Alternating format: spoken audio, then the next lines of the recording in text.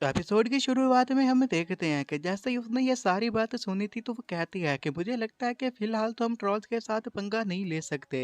Array को activate करके तो हम उनका कुछ भी नहीं बिगाड़ पाएंगे। तो चैनल ही कहता है कि तुमने सही कहा, जैसा चल रहा है अब चलने देते हैं। फिर वो एक पिल निकालता है और पिल देते हुए कहने लग जाता है कि ये की स्टेबलाइजर है, तुम इसका इस्तेमाल करो और इंटरमीडिएट लेवल को ब्रेक थ्रू करने की कोशिश करो और जीनियस स्टेट पर पहुंच जाओ। नाइट किंग जैसे ही की स्टेबलाइजर को लेते हैं तो कहने लग जाते हैं कि ये तो काफी महंगा है और मिलता भी नहीं है, तो फिर तुम्हें ये कहाँ से मिल गया। तो वो उससे कहता है कि तुम इस बात की फिक्र छोड़ो और जो मैंने तुम्हें दिया है तुम इसे ले लो। नाई किंग अब जोश में आ गई थी और उसे कहने लग जाती है कि ठीक है, जैसा तुम कहो मैं बिल्कुल वैसा ही करूंगी। फिर वो वहां से जाने से पहले उसे ये भी कहने लग जाता है कि मुझे फिलहाल सेक्ट को छोड़ना होगा।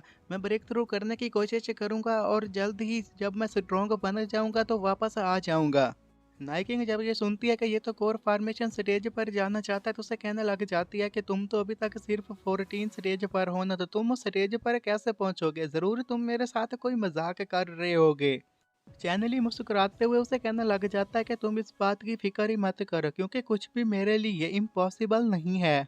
यहाँ से हमारा सीन शिफ्ट होता है और हम शांतियान सैक के आउटसाइड के दानशैन सिटी को देखते हैं जहाँ पर काफी सारे लोग एक ही जगह पर इकट्ठे थे। ये शायद कुछ मार्केट टाइप का शहर था और यहीं पर ये भी एक शॉप पर जाता है और उसके ओनर से कहने लग जाता है कि मुझे एक एल्केमी रूम चाहिए, उस 3 दिन तक कोई भी मुझे डिस्टर्ब मत करे और कुछ हर्ब्स वगैरह भी चाहिए।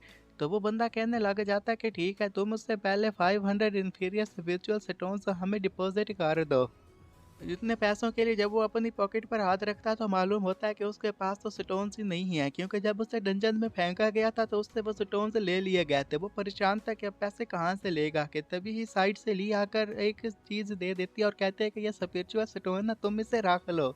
चैनली ने जैसे ही दोबारा ली को देखा था उसे ये कहने लग जाता है कि क्या तुम मेरा पीछा कर रही हो, तुम तो यहाँ पर भी आ गई। तो उसकी ये बात सुनने के साथ ली आगे से मुस्कुराने लग जाती है और उसे कोई भी जवाब नहीं देती। फिर थोड़ी देर के बाद उसे कहने लग जाती है कि मुझे तुम्हारी फिक्र हो रही थी और ऊपर से तुम्हारे पास पैसे भी तो नहीं थे, इसलिए मैं तुम्हारे चेक करने के लिए यहाँ पर आ गई। उसकी बात सुनने के साथ ये भी यही कहने लग जाता है कि मेरे पास पैसे नहीं है तो मैं मर्द किसी चीज़ का। फिर वो लोग एलकेमी रूम में जाते हैं और वहां पर वो ये पूछने लग जाता है कि क्या तुम मुझे बताना पसंद करोगे कि तुम्हें मुझसे क्या चाहिए। ली उसे बताने लग जाती है कि तुमने सही गैस किया था, मैंने श्वान सेक्ट में इसलिए पार्टिसिपेट किया था, उसके रीजन तुम ही थे। मेरा ऐसा कोई भी इरादा नहीं है कि जिससे मैं तुम्हें कोई नुकसान पहुंचाऊं, लेकिन अगर यहाँ पर तुम फ्रैंकली बात करना चाहो तो फिर ठीक है। मैं तुम्हें ये कहना चाहूंगी कि ये जो तुम्हारे पास थंडर कारपोरेटरी कैरियर है वो क्या तुम ही हो। थंडर कारपोरेटरी के बारे में सुनने के साथ ही वो साइड पर टेक लगाते हुए उसे कहने लग जाता है कि इसके बारे में तो थंडर किंग स्क्रिप्चर्स में रिकॉर्ड मौजूद है ना, जिसकी तुम यहाँ पर मुझसे बात कर रही हो। ली उसकी बात सुनने के साथ ही शॉक्ड थी और कहने लग जाती है कि मुझे पता था कि तुम्हें इसके बारे में जरूर पता होगा। फिर हमें यही बताया जाता है कि ऐसा कहा जाता है थंडर किंग स्क्रिप्चर की एक लेजेंडरी मार्शल तकनीक है जो कि थंडर किंग के पास मौजूद थी और उसने आगे दूसरे लोगों तक पास कर दी थी। इसे ही हम थंडर कॉन्स्पिरेटी कहते हैं। ली भी उसे ये बताने लग जाती है कि मेरे पास तो थंडर कॉर्पोरेटी की पावर तो मौजूद है, लेकिन मेरे पास वो स्क्रिप्चर मौजूद नहीं है जिसकी वजह से इसका मैं सही से यूज़ नहीं कर सकती, तो मैंने कई दिनों से इसका यूज़ तक नहीं किया। तो वो कहता है अच्छा, तो इसलिए तुम मेरा पीछा कर रही थी। चैनली भी मन ही मन में ये कहने लग जाता है कि मैं थंडर कॉर्पोरेटी की इसलिए एक्टिवेट कर पाया क्योंकि मेरे पास पहला हाफ मौजूद था थंडर किंग पिक्चर का। उससे तो मैंने हासिल कर लिया, लेकिन अभी तक भी दूसरा हाफ मेरे पास नहीं है, पता नहीं वो कहाँ होगा, इसलिए मैं ट्रिबुलेशन में फेल हो गया।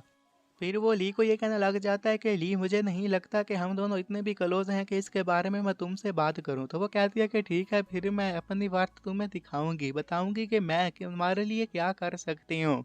और ऊपर से तुमने जो मेरी बात का जवाब दिया था उसके बदले में ये लो कुछ स्टोन्स। उसे कुछ स्टोन्स दे देती है और कहती है कि ये मेरी तरफ से ग्रेजुएट समझ लेना। वो मुस्कुराती है और कहने लग जाती है कि ठीक है, फिर हमारी मुलाकात हो ही जाएगी और तब तक तुम अपना ख्याल रखना। और ये कहते साथ ही वहां से चली जाती है। उसके जाने के बाद भी ये बैठ जाता है और कहने लग जाता है कि अगर यहाँ पर मुझे कोई भी डिस्टर्ब करने के लिए नहीं आएगा तो मुझे उम्मीद है कि मैं कोर फॉर्मेशन स्टेज तक पहुँच जाऊँगा, वो भी इन पिल्स की मदद लेके। लेकिन उससे पहले मुझे कोर कोएगुलेटर तक पहुँचना होगा। दरवाजे पर नॉक होना शुरू हो जाता है और जैसे जो उठकर दरवाज़ा ओपन करता है तो सामने एक लड़की थी, उसके साथ और भी काफ़ी लोग थे, उनके पास काफ़ी सारी पिल्स थी और ये कहने लग जाता है कि मैंने तो इतना सारा मटेरियल नहीं मंगवाया था। और जो लड़की उन लोगों के साथ मौजूद थी वो एक ज़ोरदार किक से मारने की कोशिश करती है, लेकिन ये तो उस किक से बच गया था। फिर वो चैनली को यही कहने लग जाती है कि अब से ये रूम मेरा हुआ, तुम इसमें ना रहो, तुम यहाँ से चले जाओ। और इस रूम का ओनर भी वहाँ पर आया हुआ था और इसे देखते के साथ ही चैनल ये कहने लग जाता है कि मैंने ऑलरेडी शॉपकीपर को इसका डिपॉजिट पे कर दिया है और ये बिजनेस करने का कौन सा तरीका है कि यहाँ पर तुम एक और लड़की को लेकर आ गए। शॉपकीपर आगे से ये कहने लग जाता है कि मिस शू जो कि यहाँ पर आई हैं, इनके पास हाई लेवल का एक्सट्रीमली प्रीशियस पर्पल इफेलियम मौजूद है जो कि काफ़ी एक्सपेंसिव भी है। तो अगर आप चाहें, अभी तक आपने स्टार्ट भी नहीं किया, तो इसे यहाँ पर एक दिन रुकने देना।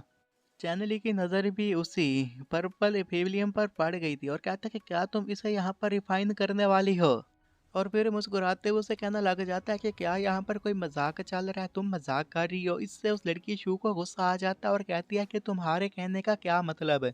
चैनली उसे बताने लग जाता है कि इस रूम में सिर्फ एक ग्रेड की एक ही फायर एरे पाया जाता है, अगर तुम यहाँ पर इस पर्पल एफिफेलियम को एजेंस को एक्सट्रैक्ट करने की कोशिश करोगी तो तुम इससे वेट कर दोगी।